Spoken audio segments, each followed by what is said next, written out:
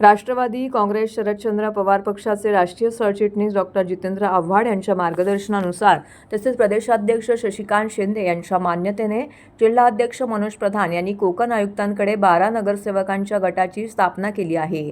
ज्येष्ठ नगरसेवक अशरफ शानू पठाण यांची ठाणे महानगरपालिकेच्या गटनेतेपदी निवड केल्याचं पत्र जिल्हाध्यक्ष मनोज प्रधान यांनी कोकण विभागीय आयुक्तांना सादर केलं होतं।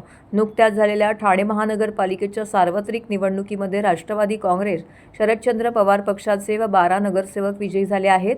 आज राष्ट्रवादी काँग्रेस शरदचंद्र पवार पक्षाचे जिल्हाध्यक्ष मनोज प्रधान यांनी आपल्या 12 नगरसेवकांसह कोकण विभागीय आयुक्तांची भेट घेऊन गटस्थापना करीत असल्याचं पत्र दिलं आहे। ठाणे महानगरपालिकेत राष्ट्रवादी काँग्रेस शरदचंद्र पवार पक्षाचा स्वतंत्र गट असणार आहे। दरम्यान माजी विरोधी पक्षनेते अशरफ शानू पठाण यांची गटनेतेपदी निवड करण्यात आलेली आहे। अशरफ शानू पठाण हे ठाणे महानगरपालिकेचे ज्येष्ठ नगरसेवक असून मागील सत्रामध्ये त्यांनी विरोधी पक्षनेते पदही भूषवलं आहे।